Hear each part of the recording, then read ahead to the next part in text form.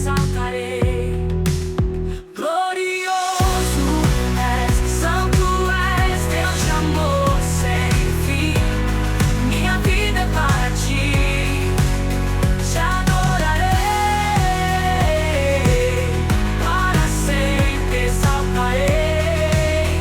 Digno de louvor, és o meu eterno Rei.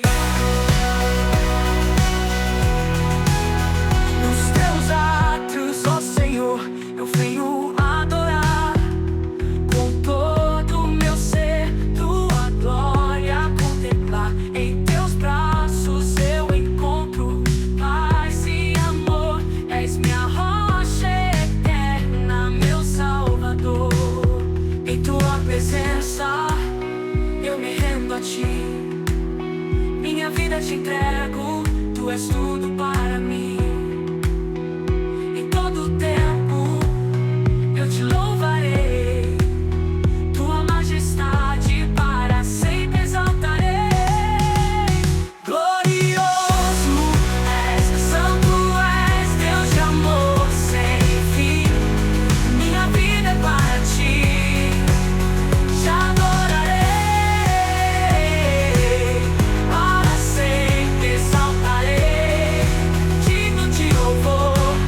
o meu eterno Rei.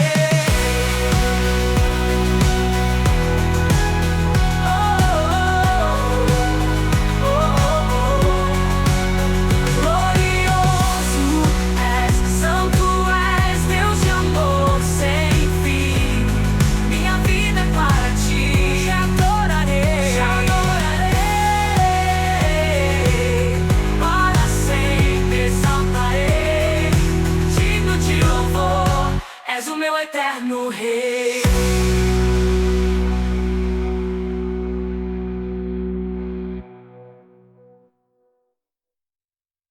Cada vez que nós nos reunimos na casa de Deus, na presença de Deus, é uma vitória que nós não conseguimos mensurar.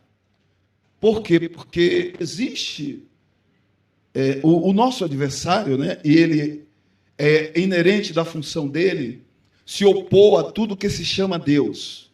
Ou seja, ele trabalha para afastar o homem de Deus. Desde o princípio, ele sempre trabalhou com essa intenção. E procurar estratégia para afastar o homem da presença de Deus, né? Então, quando nós nos dispusemos assim a estar numa reunião de oração, no culto, para adorar a Deus, é uma grande vitória para nós, e Deus fica muito feliz com isso, porque nós nos esforçamos para estar na presença de Deus, ainda que tenhamos os nossos motivos para não estar, né? É um problema, uma preocupação a mais, uma dificuldade, uma doença, qualquer tipo de obstáculo que apareça, sempre será um motivo para que nós não estejamos na presença de Deus, na casa de Deus. Mas eu quero que os irmãos tenham certeza, mas certeza mesmo, de que todas as vezes que você vem à casa de Deus, é uma grande vitória para você e para a sua casa. Sabe, nós recebemos assim uma porção dobrada da graça, da unção de Deus, do amor de Deus, do favor de Deus para nós. Por quê? Porque Deus conhece a nossa estrutura e Ele sabe que nós somos muito flexíveis, né? Somos muito fáceis de sermos enganados pelo nosso adversário. Então é uma discussão que acontece em casa, com o filho, com o marido, com a esposa. É um problema no trabalho que está preocupando muito a gente e a gente deixa de vir na igreja.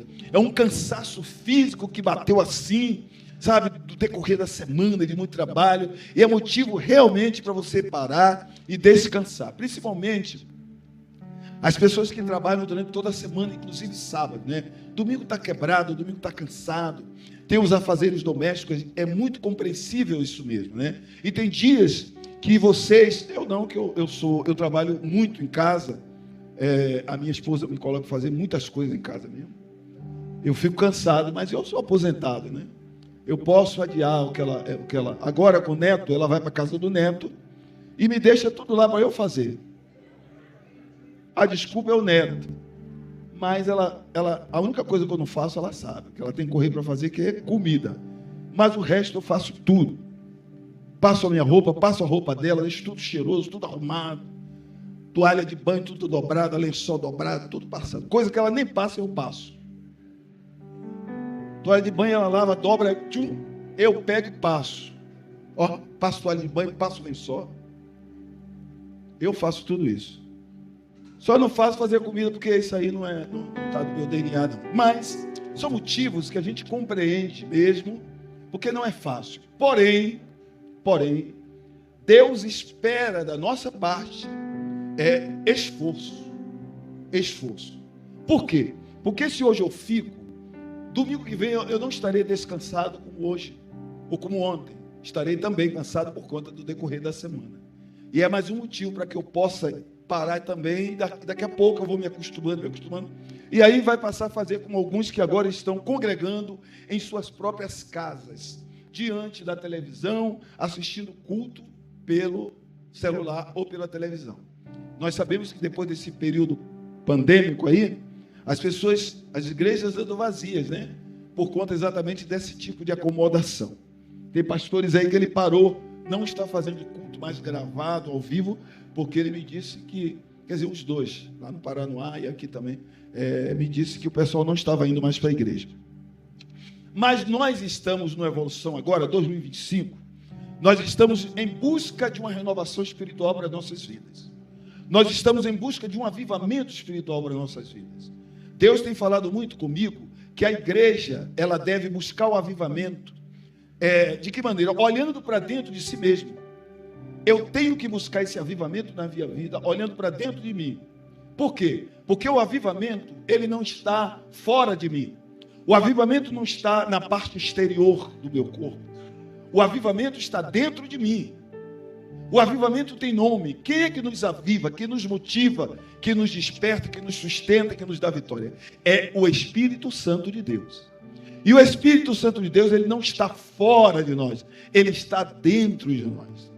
Quando Deus fala a Israel para buscar a presença dele, para orar, para se humilhar, para suplicar, para buscar a face de Deus, Deus está dizendo, se você olhar para dentro de você, você vai ver que a missão dele também é te ajudar e sustentar você nas suas fraquezas. É o Espírito Santo de Deus que vai nos avivar. Então eu tenho que fazer a minha parte. Quando Jesus disse, esforça-te e tenha bom ânimo. Esse ânimo é o poder renovador que nos dá forças para prosseguir. E este poder, ele vem da parte de Deus para nós, pela operação do Espírito Santo que habita dentro de nós. Então ninguém vai conseguir ter um avivamento, ninguém vai conseguir se avivar, se motivar, se ele não buscar o mover do Espírito Santo que mora dentro dele. É interessante, né? O Espírito Santo, a gente sabe que ele é muito poderoso, porque ele é Cristo, ele é o próprio Deus habitando em nós, mas ele é um ser muito, como eu disse sexta-feira lá na vigília da Assembleia de Deus, ele é um ser muito educado, muito polido. Ele age mediante as nossas atitudes. O Espírito Santo não é invasor. Ele toma iniciativa em nosso favor no momento que nós desejamos que ele haja. Quando nós pedimos que ele haja. Quando nós permitimos que ele haja na minha vida. Que ele faça uma mudança no meu comportamento. Ele vai trabalhar de maneira que eu entenda que o meu gesto, as minhas atitudes, a minha posição, ela não está de acordo com aquilo que preconiza a palavra de Deus. E eu preciso mudar. O Espírito Santo, então, vem me convencer que realmente eu preciso mudar e vai me ajudar a mudar, se assim eu quiser. Então, ele não me obriga a fazer nada. Ele aguarda. Alguém disse que o diabo, ele é invasor, ele empurra. O Espírito Santo aguarda você pedir. Se você deseja, ele te ajuda, ele toma a sua frente e aí ninguém consegue chegar perto de você. Mas você precisa desejar. Então, o texto que nós vamos compartilhar hoje, gente, são dois textos muito interessantes. O primeiro está no livro de Isaías, ninguém precisa abrir Bíblia, porque todo mundo já conhece. No capítulo 60, quando Deus usa o profeta Isaías para falar a Israel, e ele dá uma palavra imperativa para a igreja dele, para Israel, para o povo dele. Ele diz: desperta-te, levanta-te, dispõe-te e resplandece, porque já vem a sua luz, e a glória do Senhor resplandece sobre ti. Muito interessante essa afirmação do profeta Isaías. Deus, Ele é que ordena que Judá, que o povo dele, se movimente, que ele se levante, que marche, que resplandeça, porque o povo de Deus, ele recebeu do próprio Deus a ordem de fazer resplandecer a luz que ele fez brilhar sobre eles. Olhamos para a igreja que Jesus fundou, olhamos para a igreja que Jesus comprou. Ele disse: vós sois a luz. Enquanto eu estou na terra, eu sou a luz. Mas ao sair da terra, ele disse: agora vocês serão a luz do mundo. E ele quer, então, assim como Deus fala a Israel, a Judá, Jesus fala com a igreja hoje, a igreja neotestamentária, a nossa igreja, a igreja do século 21. Ele diz: resplandeça, faça brilhar a luz que eu coloquei em vocês. Não é apenas porque Deus disse: olha, você olha que verdadeiramente essa luz brilhe, Angélica, é necessário que a Angélica faça por onde esta luz que Jesus colocou nela tenha brilho. O que é que eu digo aqui? Tem pessoas que se comportam como se não fossem escolhidas por Jesus. Tem um comportamento de derrotado. Gente, a igreja que Jesus comprou, ela é eminentemente vitoriosa. Em tudo que nós pensarmos, a igreja vence. A única coisa que nós precisamos fazer é viver o que diz a palavra de Deus. Naquilo que você não puder viver, convide este Espírito que é consolador e ajudador, que ele vai te ajudar a viver a palavra de Deus. Lembremos do que disse Deus no Salmo 53, fala através do salmista: eu conheço a sua estrutura, eu sei que você é pó, eu sei que você é fraco, eu sei que você é falho, mas eu não lhes trato segundo o seu pecado. Por quê? O pouco esforço que você faz para me agradar, Deus diz, eu considero completo, eu considero tranquilo, porque as suas falhas humanas e naturais, aquilo que está além da sua possibilidade, eu não considero. Portanto, é necessário que nós nos comportemos mesmo como luz que somos nesse mundo e sal que somos nessa terra, né? Então, o que aconteceu aqui? Levanta-te e dispõe-te, porque vem a tua luz e a glória do Senhor. Então, Deus escolheu um povo.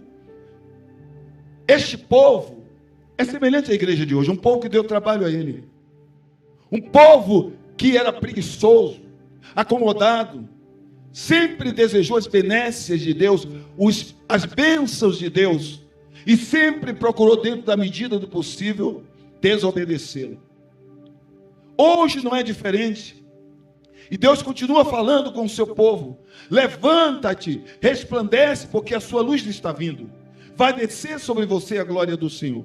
É preciso se movimentar, é preciso fazer alguma coisa. E este povo que Deus escolheu para resplandecer nele a sua luz, para brilhar a sua luz, Deus está dizendo: vocês precisam testemunhar de mim a todas as nações. Mas na condição que eles se encontravam, não poderia testemunhar de Deus, porque estavam debaixo do pecado. Ainda que Deus se manifestasse para ele, ainda que Deus derramasse sobre eles bênçãos maravilhosas, Deus fizesse coisas espetaculares, a igreja do deserto, mesmo assim, o povo se comportou como nécios, como ímpios diante de Deus. E isso fez com que Deus não parasse de despertar o povo para buscar uma reconciliação, porque essa promessa foi dita lá quando Salomão consagra o templo a Deus. Se este povo que se chama pelo meu nome, ele escolheu um povo para ser chamado seu, se humilhar e orar e se converter dos seus maus caminhos e buscar a minha face, Deus então se comprometeu com eles: eu o ouvirei dos céus, perdoarei os seus pecados e sararei a sua terra. E Deus sempre trabalhou para cumprir a sua palavra com o seu povo. E hoje não é diferente. No período da igreja nova, a igreja fundada por Jesus, não é diferente. Porque Jesus falou a mesma coisa com outras palavras. Ele olhou para a igreja e disse: eis que estou convosco todos os dias até a consumação dos séculos. Nós precisamos acreditar nessa verdade. Jesus está conosco todos os dias até o final de tudo. Enquanto vivermos, Jesus está conosco. Mas será que nós podemos nos comportar como alguém que verdadeiramente Jesus está comigo? Era para nós andarmos rindo à toa, olhando para o espelho em qualquer lugar que chegarmos e abrir um sorriso bem grandão de agradecimento a Deus, porque Jesus está conosco. Eu estou aqui, eu não estou vendo. Olha, quer ver eu ver Jesus? Vou no espelho. Quando eu olhar no espelho, que vê o meu rosto lá, o meu corpo, diz: olha, Jesus está aqui, dentro de mim. É isso que a Bíblia está dizendo. Você está blindado por Ele. Você está protegido por Ele. Você está guardado por Ele. Você está guiado por Ele. Você é abençoado por Ele, gente. É só vitória para nós. Não há derrota para esse povo que Ele escolheu, não há derrota. Aí Deus veio e usa o profeta Isaías para convidar este povo a se movimentarem, sair da inércia, fugir da letargia espiritual, deixarem a zona de conforto e fazerem alguma coisa para o seu próprio bem. Isso é buscar o avivamento que nós estamos querendo. Sair da zona de conforto, sair da inércia, fugir da preguiça e olhar para o alto, de onde vem o nosso socorro, gente. Nós precisamos voltar à oração. Precisamos orar a tempo e fora de tempo, como diz o apóstolo Paulo. E muitas vezes nós estamos orando apenas quando chegamos aqui na igreja. Mas o Senhor nos convida a orar a todo tempo, gente. Ore a todo tempo, fale com Deus a todo tempo. Por quê? Porque Jesus disse que a todo tempo Ele está com você. Você nunca está sozinho. Jamais. Jamais está sozinho. Então Deus não parou de falar com o povo. O povo continuou na desobediência, no desagrado a Deus. E aí, Isaías falou, 600 anos depois de Isaías, Deus usa um profeta para outra vez falar com o povo. Um profeta que se curvou diante de Deus para questionar e perguntar a Deus por que aquelas coisas estavam acontecendo no meio da comunidade que se dizia ser de Deus. Por que o povo estava em desobediência? Por que ele passava por aquelas lutas e tribulações todas? 600 anos depois, Deus usa o profeta Abacuque para falar. E Deus levanta ele então como intercessor do povo, trazendo que uma experiência vivida por ele, de lutas, de tribulação também. E ele vai então falar com o povo, convidando o povo a um arrependimento genuíno, porque até aquele momento o povo estava debaixo da maldição divina. Então ele pega e lê, escreve aquilo que ele leu, que ele ouviu de Deus. Abacuque, ele passava pelas lutas, por suas tribulações, e orando a Deus, ele questionava a Deus a respeito de tudo aquilo. E Deus então responde às orações de Abacuque. E num dado momento, Deus fala com ele, e ele então escreve: tenho ouvido, Senhor, as suas declarações, ou as suas palavras, e eu me sinto alarmado, eu me sinto abismado com isso. Eu estou assustado com aquilo que eu ouvi do Senhor. E aí ele fala aquela célebre palavra, aquele texto: aviva a tua obra ao Senhor. E no decorrer dos anos, desperta o povo, no decurso dos anos, faze-a conhecida, mas na tua ira, lembra-te da tua misericórdia. Nesse momento, o profeta Abacuque, ele muda o seu discurso com Deus. E ele orava a Deus, perguntando a Deus por quê. Porque tudo aquilo estava acontecendo. Ele não se achava em condições, não se achava em condições de passar pelas provações, pelas tribulações que ele estava passando. Então ele achava que talvez Deus tivesse sido para com ele injusto. E Deus então mostra a condição da igreja para ele, a condição do povo para ele, a condição dele se achar justo. E ele muda a sua oração diante de Deus. Ao invés de dizer que ele não merecia, ele agora ora dizendo que Deus é esse, que mesmo no meio das minhas provações, ele me sustenta na palma da sua mão. Ele considerou que por mais justo que ele se achasse, o que ele merecia de Deus era a morte. E Deus teve misericórdia dele e da nação de Israel. Hoje, o que nós merecemos diante de Deus, o que é que merecemos? Nós merecemos castigo. Porque nós somos assim. Nós somos desobedientes a Deus. Nós somos fracos.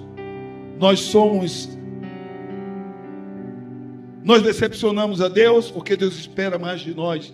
O nosso esforço para fazer a obra de Deus tem sido muito pouco. Nós colocamos nossas coisas em prioridade em questão às coisas de Deus. E nós falamos que Deus tem a primazia na nossa vida, mas na prática, se nós olharmos, sempre tem alguma coisa que nós priorizamos em detrimento das coisas de Deus. Isso é porque nós somos assim, falhos, fracos, mutáveis, mas mesmo assim, Deus faz conosco o que fez com o profeta Abacuque. Ele disse: vocês merecem, é isso, mas eu lhes dou isso. Ele disponibilizou para nós a graça, que é o favor imerecido da parte dele. É nós recebermos de Deus aquilo que nós não merecíamos e não recebemos aquilo que nós merecíamos da parte de Deus. Paulo diz que nós éramos inimigos de Deus. Hoje, Jesus vem e muda a história. Repara, Jesus já disse que nós somos irmãos deles, portanto, filhos do próprio Deus. Isso é graça. Isso é o favor imerecido da parte de Deus. Então, nós vemos o clamor do profeta Abacuque pelo socorro divino, buscando a graça de Deus ao povo que estava completamente desviado. E ele convoca este povo para que tenha o mesmo comportamento que ele teve na hora que ele passou pelas suas provações. Ou seja, busque a Deus, que Deus vai se revelar a vocês da mesma maneira que se revelou comigo. Disse mais ou menos assim o profeta Abacuque. Ele encorajou o povo a se arrependerem, a buscarem a face de Deus, porque assim eles ouviriam, assim como ele, a voz do próprio Deus falando com ele. Como nós gostaríamos de ouvir Deus falando conosco?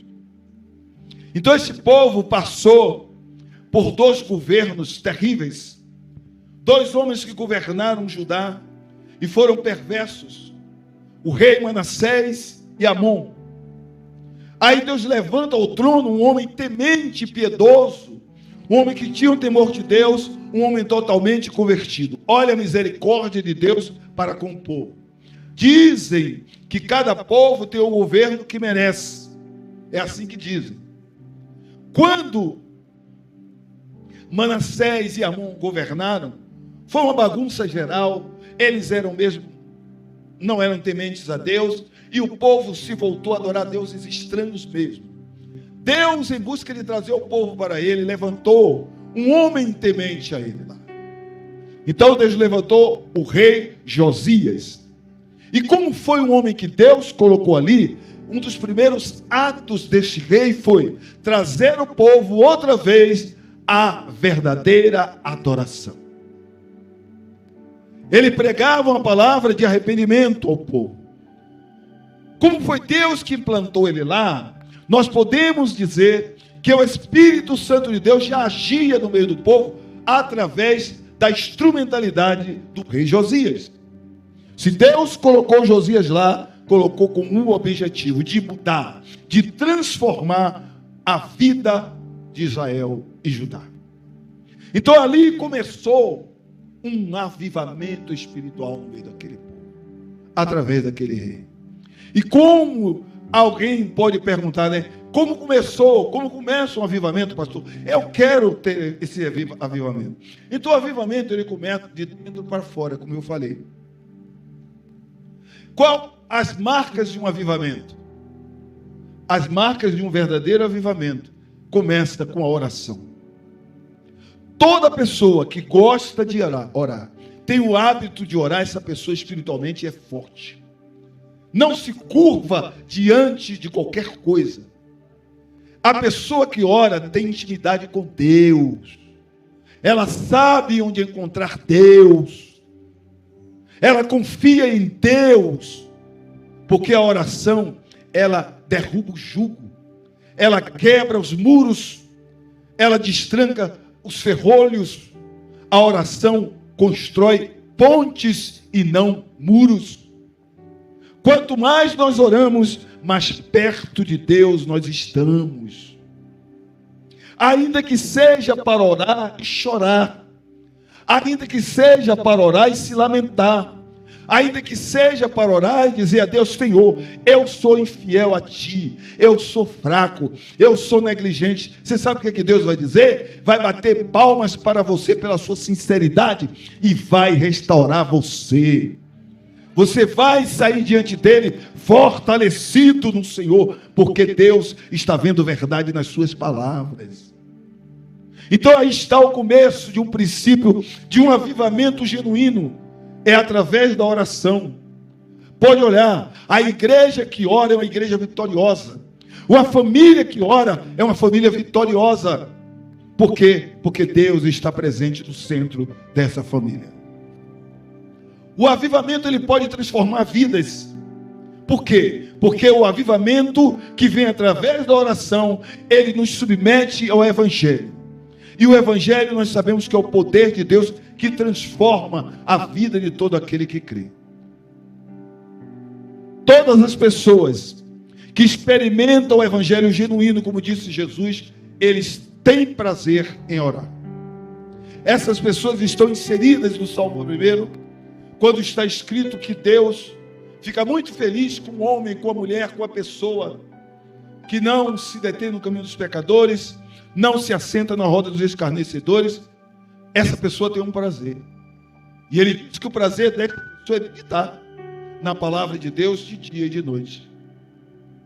E aí ele vem e compara essa pessoa a uma árvore plantada junto à corrente de águas, que as suas raízes estão sempre férteis, as suas folhas não secam, não caem.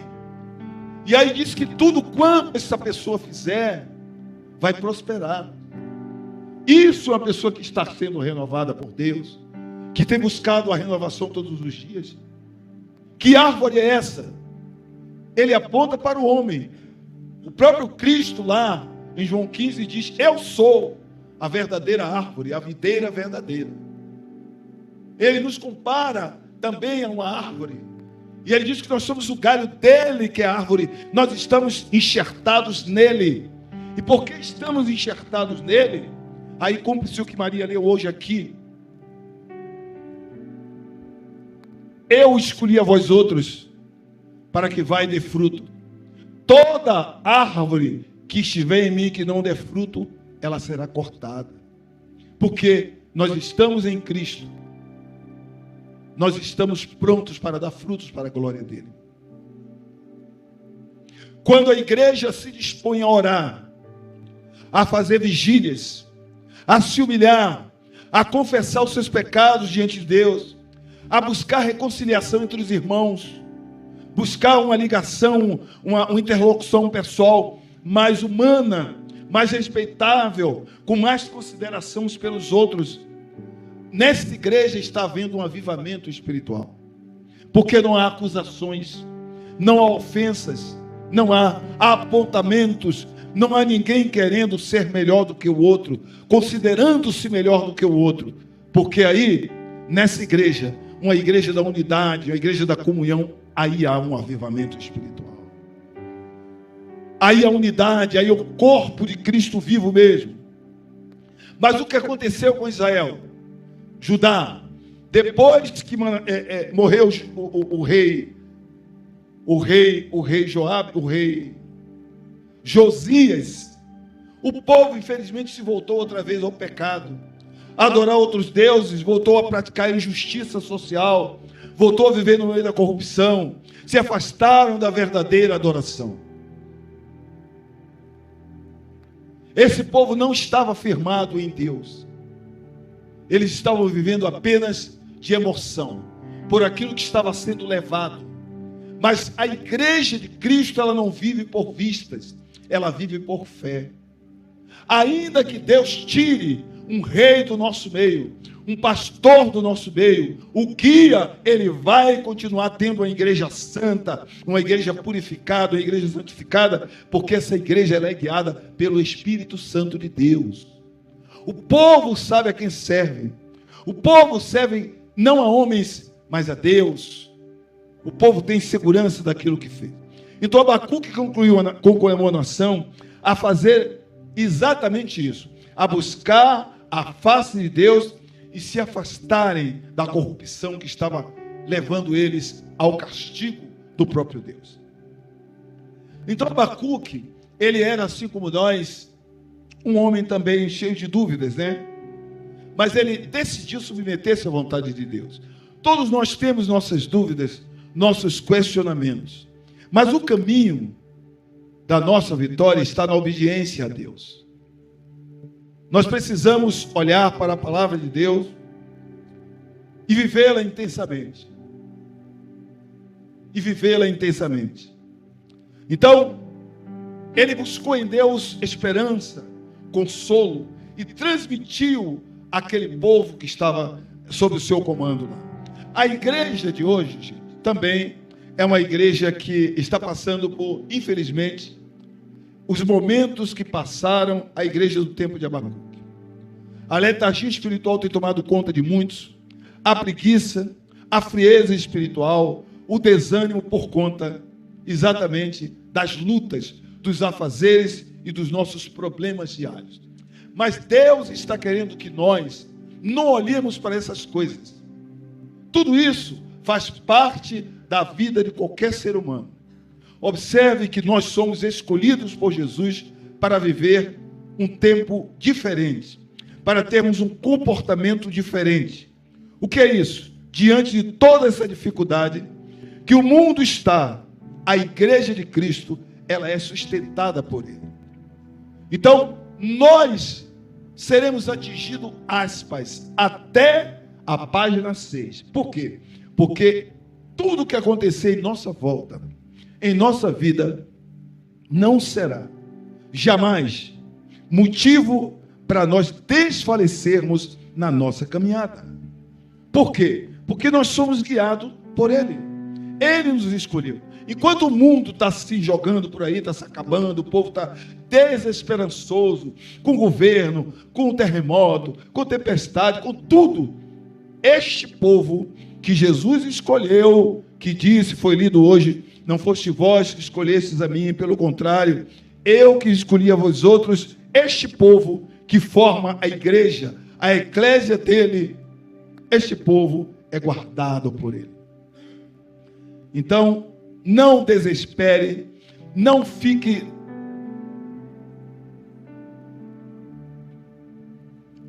sem esperança. Não fique assim. Não fique assim. Agora vem. Nós vamos ver 3 coisinhas aqui que eu escrevi, para que nós possamos ver qual o padrão bíblico de uma igreja avivada. E aí nós vamos ver se a nossa igreja é uma igreja avivada ou não é uma igreja avivada. O padrão bíblico de uma igreja avivada. Quais são as evidências de uma igreja avivada ou uma igreja que vive em constante avivamento? Porque Jesus não quer uma igreja acomodada, uma igreja que esteja letargicamente entregue à preguiça, mas uma igreja que Ele convida todos os dias a levantar-se e resplandecer. O primeiro ponto de uma igreja avivada é uma igreja que tem sede pela palavra de Deus. Nós podemos colocar um ponto assim: a nossa igreja é uma igreja que ama a palavra de Deus. Então a igreja avivada, ela tem esse sinal. Ela ama a palavra de Deus. ela tem prazer na leitura da palavra de Deus. Os seus membros se deleitam naquilo que eu acabei de falar do Salmo 1, porque meditam na palavra do Senhor dia e noite. Assim como os membros da igreja primitiva perseveravam na doutrina dos apóstolos, nós também perseveramos na doutrina da palavra do Senhor. Então, essa é uma forte marca de um avivamento eficaz. Por quê? Porque nos leva a estarmos próximos de Deus. Nos leva a vencermos e fugirmos dos falsos ensinos. Porque quando nós conhecemos a palavra, nós estamos blindados contra os falsos ensinos. Então não é qualquer pessoa, não é qualquer expert de Bíblia, aspas, que vai pegar um membro dessa igreja para botar no bolso dizendo que está escrito, não. Ele vai ter que conhecer muito para poder enganar um membro dessa igreja Batista Filadélfia, né, Jorge?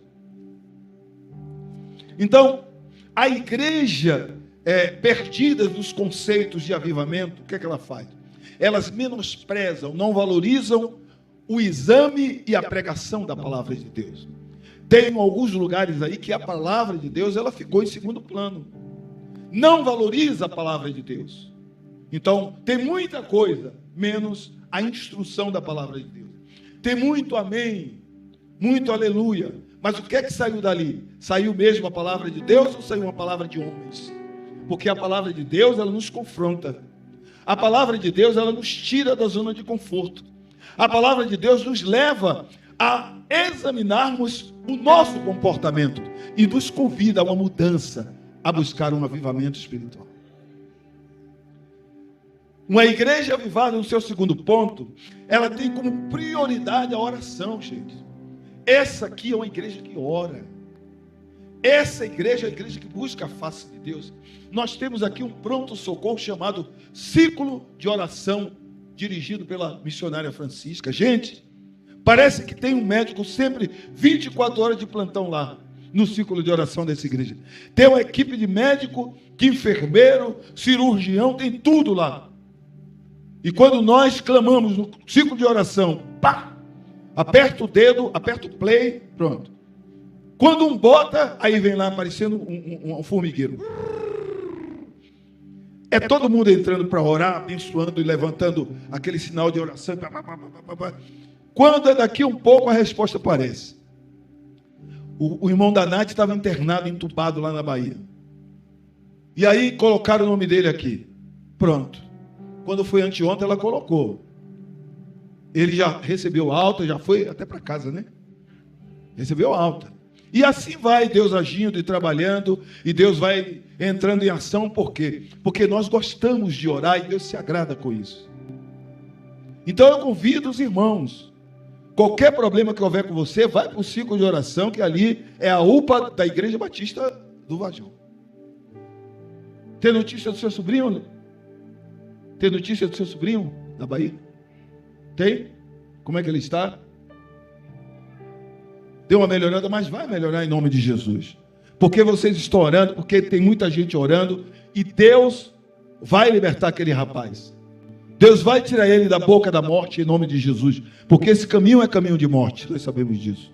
É caminho de morte, mas Deus tem um projeto na vida dele. Deus tem um plano na vida dele. Então, uma igreja avivada ou em constante avivamento é uma igreja que tem prazer em fazer a obra social. Porque a igreja entende que as pessoas precisam além do espiritual. Então, uma igreja, se ela puder alimentar alguém fisicamente, faça. Porque nós estamos representando aquilo que Jesus faria nessa terra. Então a obra social ela faz parte do Evangelho. O Evangelho também é isso. O pregar sem palavras, com ações, com atitudes, com gestos. Passou um rapaz aqui outro dia, e ele chegou ali e falou: pastor, estou com fome. A gente via que ele estava num estágio, não sei se ele estava drogado, ele estava diferente, né? Não se conseguia ficar em pé direito, meio agitado. A irmã Márcia estava comigo ali e falou para ele, eu falei: Márcia, você vai ver se tem alguma coisa. Ela foi lá, ela trouxe Nós estávamos aí depois da escola bíblica. Ela pegou um coisa de refrigerante, quase meio de 2 litros de refrigerante, tinha mais ou menos 1 litro ali. Pegou o lanche lá embaixo, fez uma marmita, trouxe, deu a ele. E ele saiu abençoando aí. Muito obrigado, Deus abençoe, e foi embora. Foi embora. Muito bonito, né? Porque pediu um alimento, isso é maravilhoso. Não pediu dinheiro, ele pediu comida. E é muito bom quando nós podemos abençoar as pessoas assim. Portanto, fazer missões e evangelizar estão no DNA da igreja que Jesus fundou. A igreja que Jesus fundou, ela tem como basilar, como ponto principal, o amor. O amor. O amor supera o ódio através do seu poder. O amor é poderoso. Você quebra, você desmonta alguém com um gesto de amor. Então a igreja, ela foi erigida por isso, para praticar também o amor. Uma igreja avivada vive fora. Ela vive de fora, porque ela aprende aqui dentro e sai para praticar o amor aí fora. Então eu quero concluir. O padrão bíblico da igreja que Jesus fundou é o de um corpo funcional. Porque a igreja que Jesus fundou, gente, é para compartilhar, é para dividir, é para se ajudarem mutuamente, não é para se afastarem. Então, quando a gente vê, infelizmente, dentro de igrejas por aí, irmãos que não se suportam, que não se falam, que se criticam, Jesus não faz parte desse negócio. Então, é um corpo funcional e não partes isoladas. Uma igreja avivada deseja o contato com o próximo, deseja ardentemente exercer os dons em benefício do próximo. Então essa igreja, ela se junta a outras partes e forma um corpo, porque assim é a igreja de Jesus. O que é que eu sou? Eu sou célula do corpo de Cristo. Você é célula do corpo de Cristo. Quando nós nos unimos, essas células unidas, elas formam um corpo. Aí eu não sei se eu sou o dedo, se eu sou unha, se eu sou cabelo, o que é que eu sou? Eu sei que eu faço parte do corpo de Cristo. E você faz parte do corpo de Cristo. Portanto, irmãos, vamos nos avivar desta maneira, suportando uns aos outros em amor. As nossas questões, as nossas questiúnculas menores, nós precisamos colocar na cruz, nos pés de Jesus e buscar. Porque o avivamento, ele está dentro de nós. Quer ser avivado? Ore. Suplique a Deus. Apresente a Deus a sua sinceridade. O que é que está acontecendo com você? Deus vai te fortalecer e Ele vai te avivar em nome de Jesus. Vamos orar para que Deus possa levantar um exército muito mais forte nessa igreja, em nome de Jesus. Fique de pé. Louvado seja o nome do Senhor. Senhor Deus eterno, eu quero te agradecer, meu Pai, por nos trazer à sua casa nesta noite, por nos oportunizar de entregar louvores, orações e a sua palavra ministrada aos nossos corações.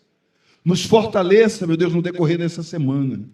Nos dá saúde espiritual, saúde física, saúde emocional, meu Deus, saúde mental, para que nós possamos, ó Deus, ser bênção na vida de todas as pessoas que se aproximarem de nós.